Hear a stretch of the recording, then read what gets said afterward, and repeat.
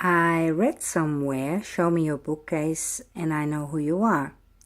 So what better way for you to know me than for me showing you my favorite books? I have these books in my room where I write. There's my laptop. So I can see them every day, and sometimes the memories of their stories really uplift me and warm me up. When I first started to read, I found these books by Irmgard. You won't know her in England, but she was a girl who was hospitalized as a young girl, probably about the same age as I was, or am. She's still alive, but not writing anymore.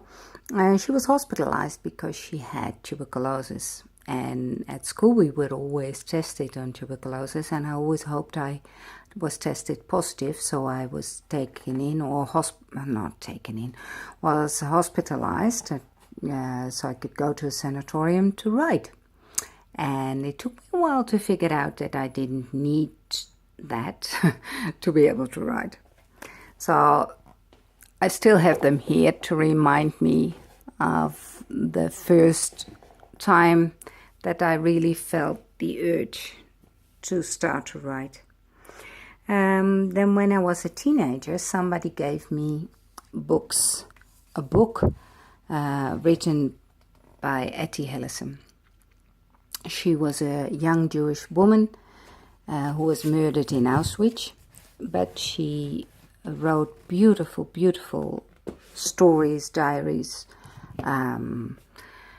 letters, and if you can get a hold of some of her work, try and read it because it's beautiful. She taught me one of the most important lessons in my life, which is real freedom is when you don't let people or circumstances determine your being, your happiness. I'm slowly making progress, but I'm not there yet. As you can see, I love Arthur Chapin. I think I've got all of his books.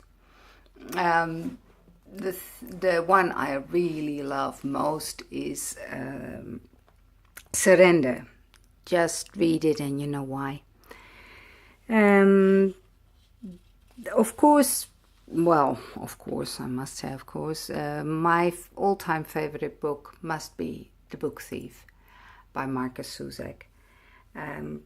It's just an amazing story for all book lovers, readers, and please, if you haven't read it yet, please do so. Before that was my favorite book, I've got another favorite. As you can see, I've got nearly every book of Jostein Gaarder, who is famous for Sophie's World. But the book I love most is this little book, and it is called in English, I think, Through a Glass Darkly. It's a beautiful, beautiful story about a young girl dying, but the word death is never mentioned in the book. And she is teaching an angel what it's like to be alive, and the angel is teaching her what it's like to die, or what it's like on the other side.